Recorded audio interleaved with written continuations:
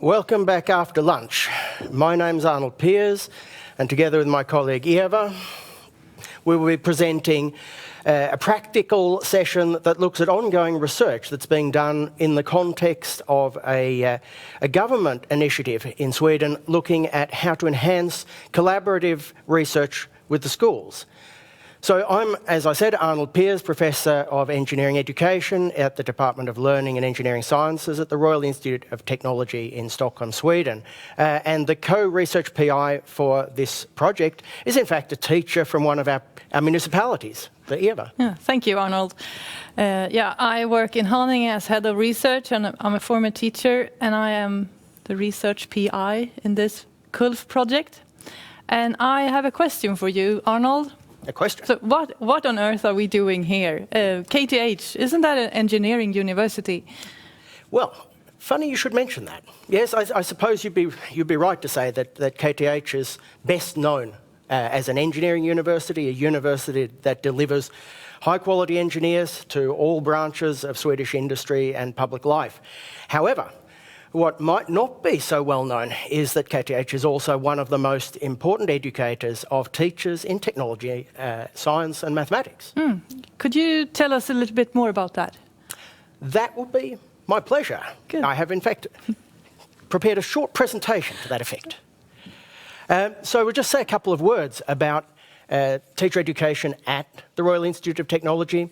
As I mentioned already, the teacher education in physics, mathematics, chemistry and technology is quite significant. Here we see a few numbers. These are annual numbers of teachers graduating from KTH in these different disciplinary areas.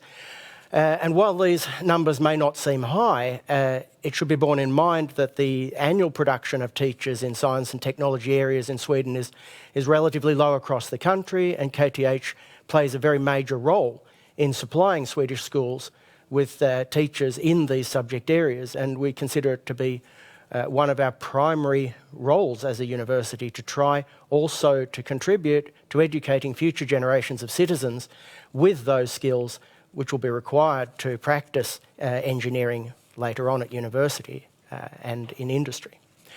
But we might first then start by reflecting on what is it that we're trying to achieve through these types of government initiatives in practical research in schools. And I think there's a lot of inspiration in this regard to be drawn from the mode of research that has been termed in higher education institutions scholarship of teaching and learning. One of the fundamental tenets of the scholarship of teaching and learning movement is that practice-driven research is one of the ways that we can work most effectively towards having an education that is based both on long and proven experience, but also on the latest research. And we can go as far back as 2000, where Keith Trigwell and co-authors conducted a study looking at how teachers in universities perceived the role of scholarship and teaching and learning in their practice. And they found groups of teachers or university lecturers falling into these categories A through E, where perhaps the most basic category is to know what's being published in terms of research literature in the field in order to be able to understand that literature and maybe use it oneself, to improve teaching by being aware of and collecting and reading relevant literature, to improve student learning, both by collecting and reading literature, but also by conducting personal investigation of what's going on in my own classroom. And this is a model that's been advocated since the 1970s, in fact, by Professor John Haywood at Trinity College Dublin, where he talked in his teacher education programs about the practice of teaching as research. That research is teaching and teaching is research. And through researching our own practice, we gain enormous insight into what's going on in the classroom, and it helps us to design classroom intervention for the future. And then there are some of us perhaps characterised by people like myself or Eva Hartel, who we're just talking to, who fall into category E here. Not only do we work with enhancing our own practice and studying our own teaching and learning outcomes in order to enhance our own practice, but we also wish to communicate those outcomes to others. And so in this K-ULF project, we are working at the upper end of the spectrum of experiences in categories C, D and E, I would say. Primarily working in the classroom with our colleagues, taking a research perspective that includes all of the major actors in teacher education. And I think this is one of the truly unique aspects of this project, that it's not a matter of university education researchers or technical education researchers such as myself coming into a classroom, studying the classroom or the teacher or the pupils as though they were some laboratory object to be subjected to scrutiny. Rather, we're working as colleagues together from different perspectives and different points of view. Perhaps I'm a bit stronger in the research methodological side of things, but my teacher colleagues have enormous insight into what's going on in the classroom and what is going on in their subject matter areas, which really makes a difference when we're trying to interpret what we see. So today's presentation is going to take, in fact, all of these perspectives. We're going to talk a little bit about what KTH contributes and how our researchers are connected to some of the county school systems around the Stockholm area. We're going to get some experience and talk to some of the people who are working with organising the teacher education itself, placing our teacher trainee students in the schools. We're also going to talk to students in those programs themselves, particularly the ones who have been working, again, with teachers in their local environments, in their teaching rounds at schools, and through their own research theses that they do at the end of their master's degrees. So with that said, how does the model work? So what we're trying to do here is we're trying to combine our outreach activity, Vetenskapens hus, the House of Science, with an active collaboration with individual schools, and this is coordinated through the municipalities. Without the support of the municipalities, this type of collaboration with individual schools will be very difficult. So we're extremely grateful to our representatives from the municipalities' school administrations who have made it possible for us to come into contact with headmasters, headmistresses, teachers, and also to create the foundation of this extremely productive research model.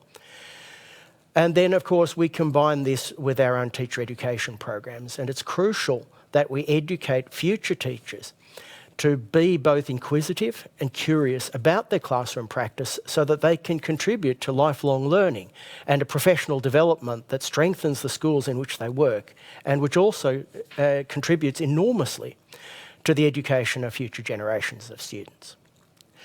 So in dialogue with teachers, and quite often in the context of our outreach activities through the House of Science, where many teachers come to visit with their classrooms to engage in teaching and learning activities that we host with researchers from KTH, we integrate this with students who are out on their teaching rounds in the schools, and we create pilot projects which target specific areas of concern in the school system, where there are questions to be answered, where there are uncertainties in how things are working.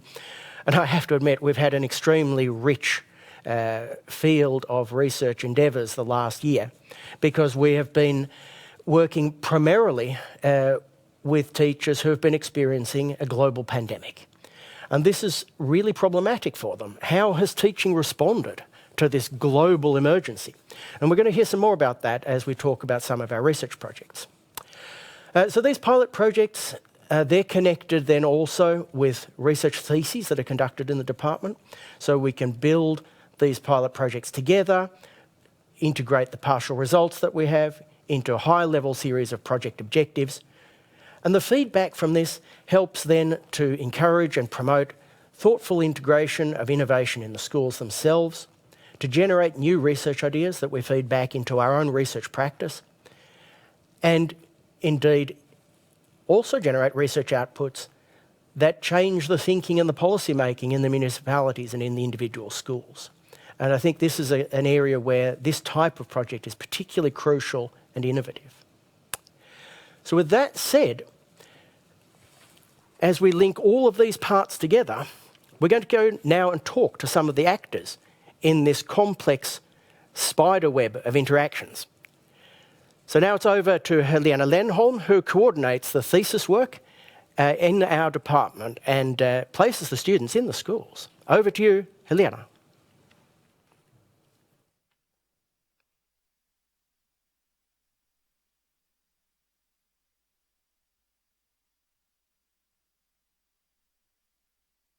Can you please enable your microphone? We're not hearing you.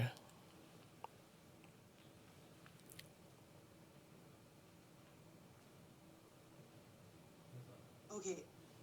Now we have you. Can you hear me now? Yeah. Yes, we have you see my perfectly. slide? Perhaps Okay. we'll reboot. Over to Helena, who's going to tell us about how the thesis projects at KTH work and how we place students in the schools. Over to you, Helena.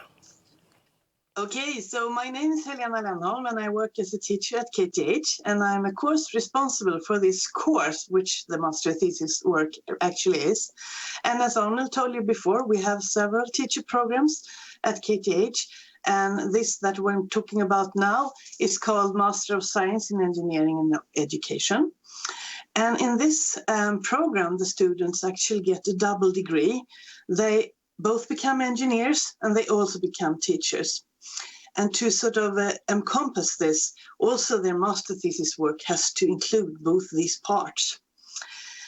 Right, it does take place in the end of the education, the year 5 for the students, and it's also 30 HP, which is 1 term, like 6 months approximately.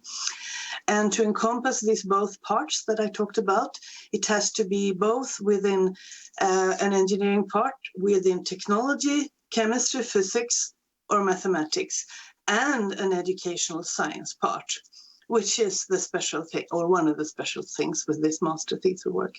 And we can also encompass external clients, and for example, this practice-based research together with teachers and municipalities and secondary schools, as we're now talking about in this K-ULF project. So, back to Arnold.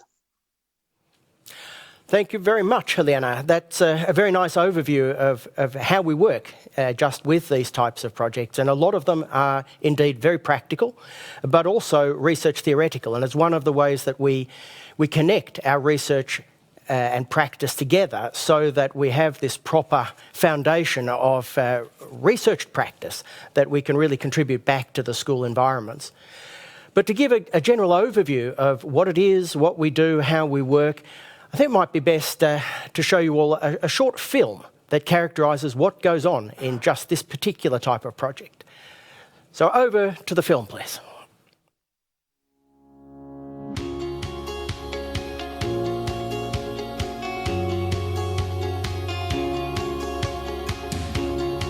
Arnold Peers heter jag, prefekt på lärande, institutionen för lärande här på KTH. Jag heter Cecilia Kosma och jag är projektledare för KULF-projektet. Jag heter Eva Artell och är forskningsledare på utbildningsförvaltningen i Haninge kommun. Jag är också forskare här på KTH. KULF står för kompensatorisk undervisning för lärande och forskning. Det är en del av den nationella satsningen på praktiknära forskning där man försöker få mer, så ska jag säga, forskning som är relevant för lärarna och för undervisning för att vi ska höja elevernas kunskapsutveckling. Inom KULF så är det KTH och så har vi 3 huvudmän. Det är Stockholms stad, Haninge kommun och Lidingö stad. Konceptet egentligen handlar om att integrera lärarutbildningens alla studenter och våra forskare med de lärarna i skolorna som vill veta mer om sin egen praktik. Vi jobbar väldigt nära varandra. Vi är som ett nätverk så alla bidrar med sin expertis och kunskap. Så lärarna bidrar med sin skolverksamhet, sin kunskap om skolan. De handleder lärarstudenter. De tar fram relevanta frågeställningar. Forskare och doktorander de bidrar med sin forskningskompetens och vetenskapliga kunskap. Och lärarstudenterna bidrar genom sina kurser inom VFU och inom sina examensarbeten. Så att vi bidrar på olika sätt och vi lär av varandra. Vi vet att KULF kan bidra till att att få en skola på vetenskaplig grund. Tillsammans med forskare, men framförallt tillsammans med lärare, sätter vi undervisningen i centrum. Det här är ju lite komplicerat att förklara, men vänta nu.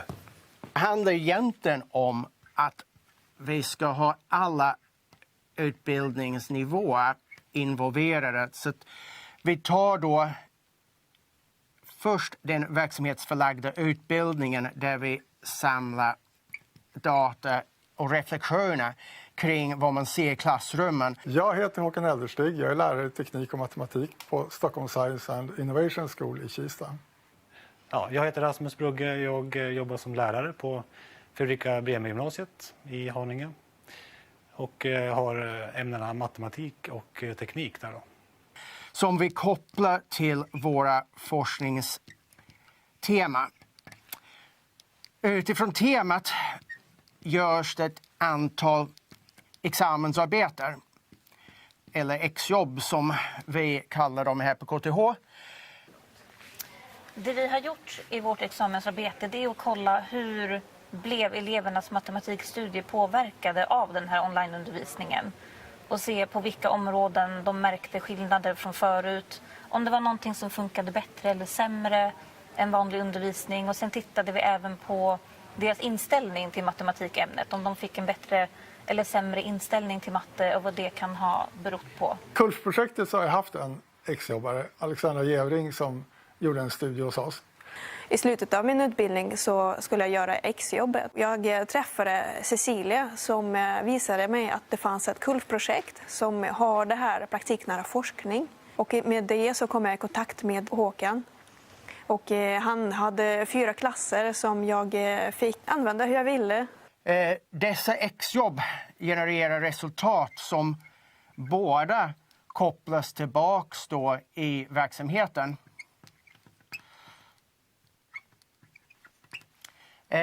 Och förbättra skolans pedagogik. Så vi har här då klassrummet. En konkret användning av resultaten är att Alexandras arbete undersökte digitalpennans betydelse för att mata in information i matematikproblemlösning. Det blev ett jättebra resultat som kom ut av det hela. Ja, resultaten kan vi använda ganska direkt eftersom vi har varit med och påverkat frågeställningen från början. Så det blir ofta, resultaten blir ofta i form av råd eller tips till lärare. Vi tog fram en prototyp av ett stödmaterial för lärare, elever och skola när man undervisar online i matematik. Ja, och det här stödmaterialet, det är som en liten handbok, eller vad man ska säga, med sånt som vi såg i vår undersökning som hade varit vanliga problem. Jag rekommenderar till lärare hur man kan gå tillväga för att lära sina studenter och elever då att jobba med digitalt på dator och sen utforma det lite tips och lite råd som de kan använda. Men även då utifrån det här så bygger vi en forskning som sen leder till förändring i lärarutbildningen.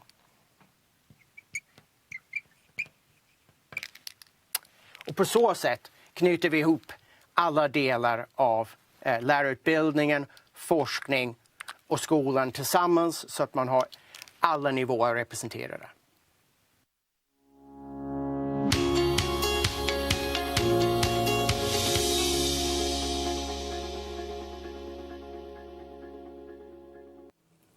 Welcome back to the studio.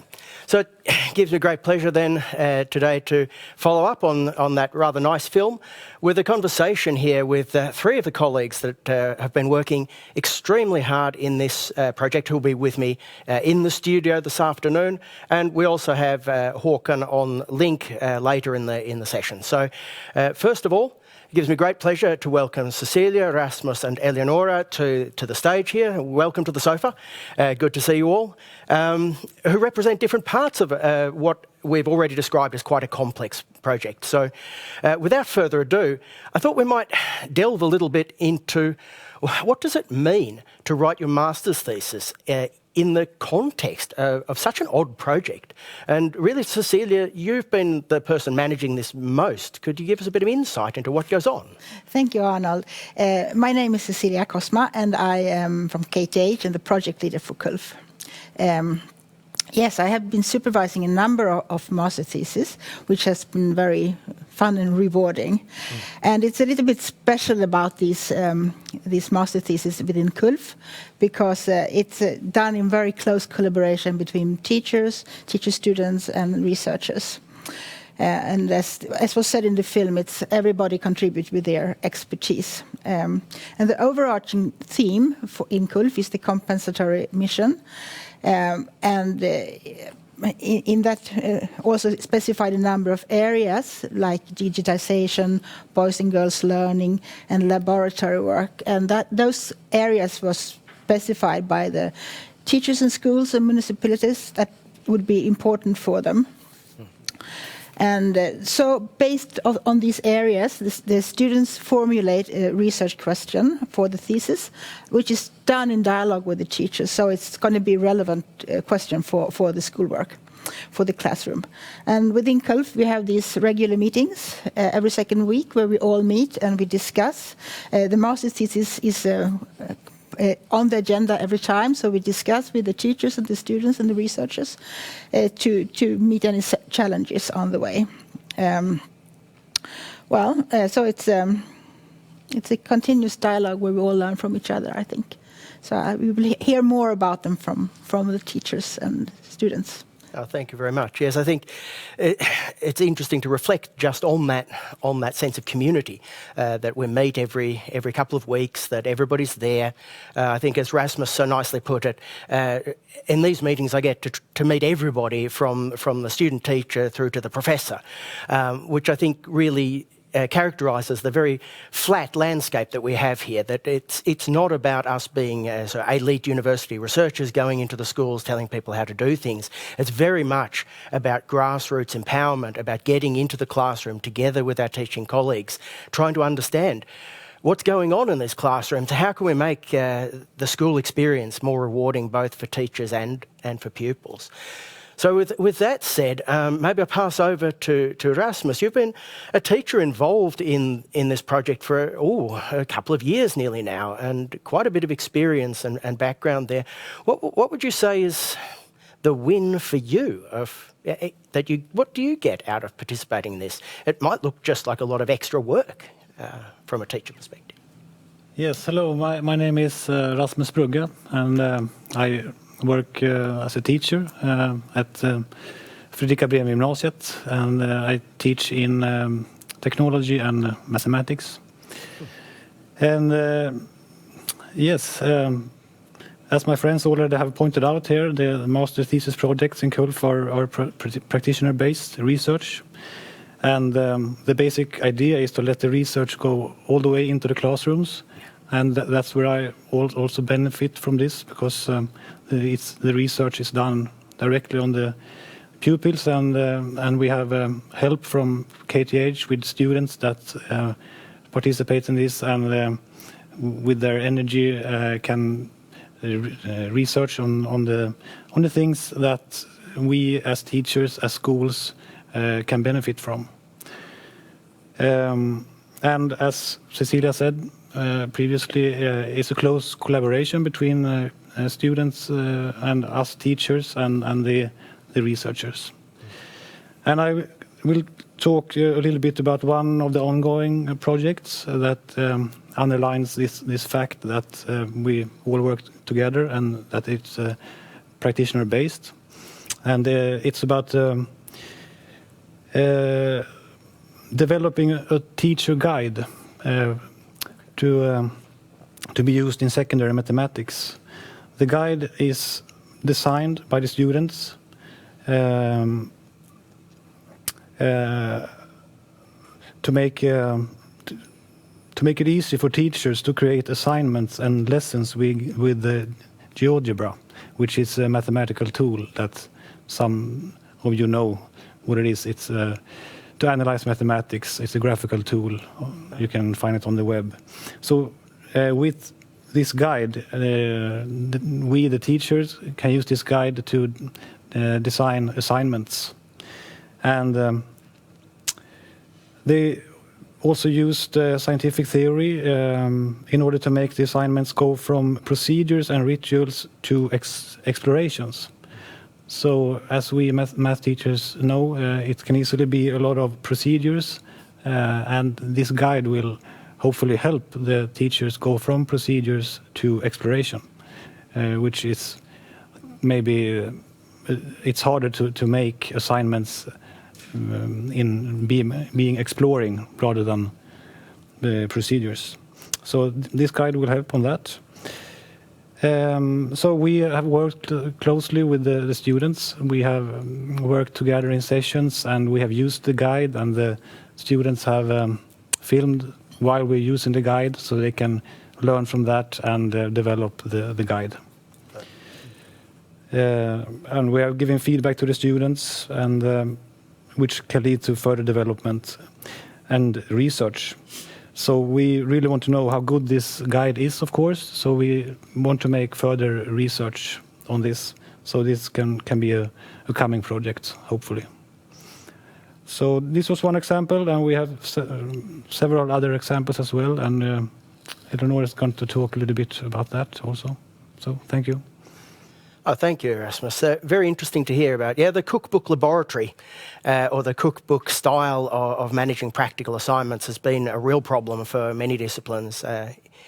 In fact, there's quite a bit of research done by Carl Weimann, the Nobel Prize-winning physicist, about how to transform laboratory experiences at university to become much more explorative. So it's really interesting to see that happening also in mathematics in schools with the sort of approach that you're adopting. So now we've heard the sort of project leader and more project management approach perspective on this. We've heard a teacher perspective. I think it's time to hear a little bit of the student perspective. What's it like from the other side of the equation when you're taking a master's degree at KTH and you've chosen to do your project and your thesis within the scope of this particular project? Because it is a little bit different than perhaps the normal procedure of going out to find a position in industry and doing work with colleagues in the industry, or trying to find a position in a school where you could do some work together with teachers. So we're going to hear a little bit from Eleonora here, who's going to tell us a little bit, what was it like to be a master's student as a part of this? It was absolutely amazing, and I wrote my master thesis together with my friend Sofia Thorén, that unfortunately couldn't be here today. And we wrote about students' experiences of online teaching in mathematics. And we did this to try to capture the readjustment to online education due to the pandemic in 2020, and to see what challenges both students and teachers experienced during this time. And we gathered data through a student survey, and we got 627 answers, which was amazing. And we also did some interviews with both teachers and the students to complement our survey. And we analyzed this data, and we found that the student experienced impact in participation, possibilities to ask questions, how to work together, and we also saw some changes in attitudes towards mathematics. And we also saw that it's very important to highlight ethical questions regarding digitalization.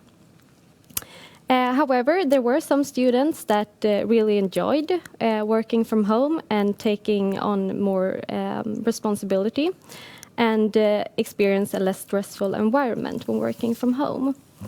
And as you heard in the film before, we also designed a handbook for online teaching, combining these scene experiences with mathematical didactics.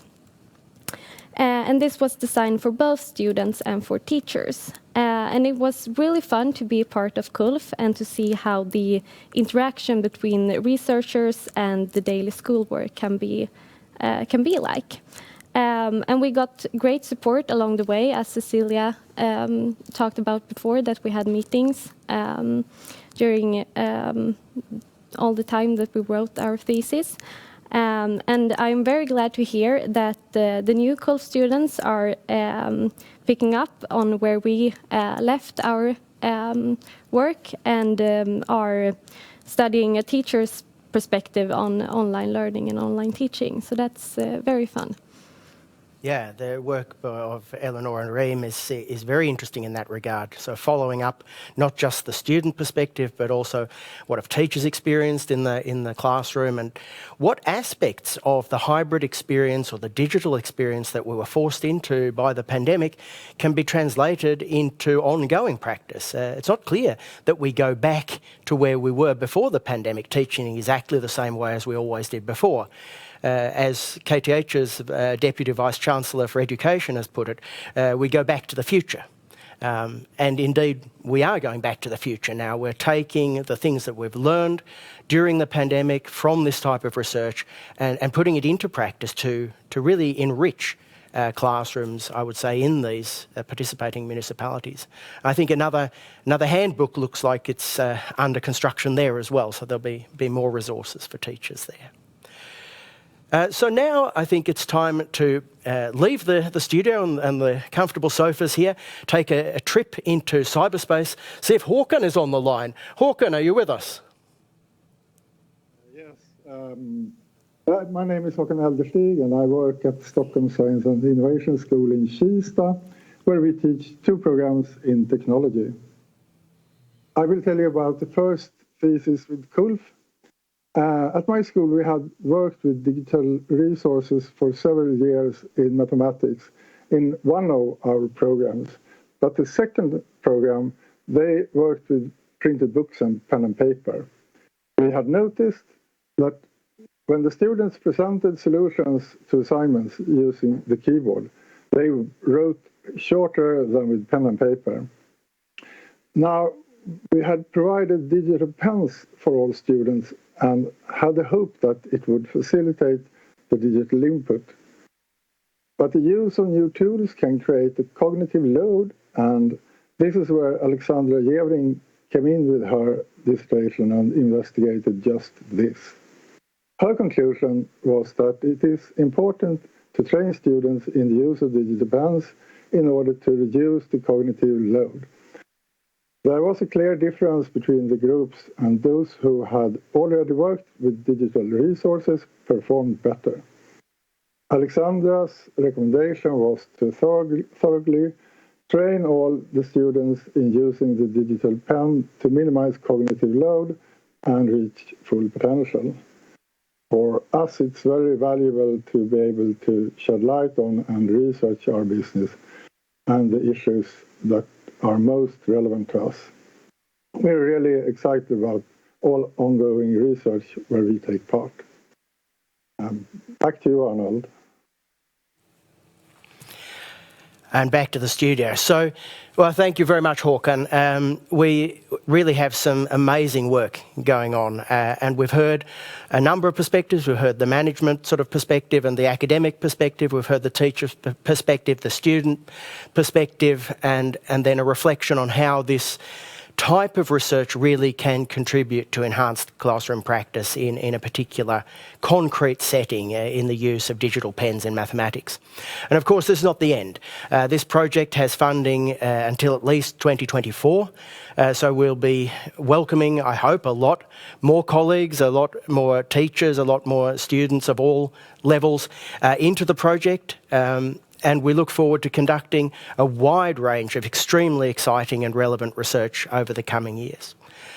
So I wonder if there's anybody perhaps in the audience who has a question that they would like to pose to the panel or to myself about the project. Feel free to reach out to us now while you have us online in the studio in live transmission.